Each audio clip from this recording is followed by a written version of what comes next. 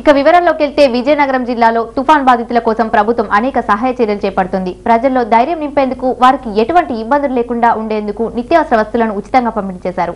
ప్రభుత్వం తరపున ఇప్పటి వరకు ఎటువంటి చర్యలు చేపట్టామో కలెక్టర్ వివరించారు. సైక్లోన్కి సంబంధించి మనం అన్ని చర్యలు తీసుకుంటున్నాము. ప్రజలందరూ కూడా రిలీఫ్ మెటీరియల్ కూడా ఆల్రెడీ బాధిత కుటుంబాలకు కూడా 25 కిలోల రైసు, 5 లీటర్ల కిరోసిను, 1 KG sugar, chilli powder, onions, potato అన్నీ కూడా సప్లై చేయడానికి సిద్ధమవుతున్నాము. మొదటి విడతగా రైసు, కిరోసిను, షుగర్ పంపిస్తున్నాము. రెండో విడతగా రిమైనింగ్ ఫుడ్ స్టఫ్ కూడా పంపిస్తాము ప్యాకెట్స్ లాగా. సో అదేవిధంగా ఎన్యూమరేషన్ టీమ్స్ కూడా ఫీల్డ్లో ఉన్నాయి. అందరూ కూడా హౌస్ డ్యామేజ్ ఎన్యూమరేషన్ చేస్తున్నారు. హార్టికల్చర్ టీమ్స్ను కూడా ఫీల్డ్లో పంపాము. అక్కడ హార్టికల్చర్ క్రాప్ జిల్లాలో చాలా దెబ్బతింది. అగ్రికల్చర్ టీమ్స్ కూడా ఫీల్డ్లో వెళ్తాయి. సో ఈ రకంగా అందరూ యుద్ధ ప్రాతిపదికన పాల్పంచుకుంటున్నారు. రోజుకి 5 నుంచి 10,000 ఫుడ్ ప్యాకెట్స్ అందిస్తున్నాము, టౌన్లో కానీ బయట కానీ.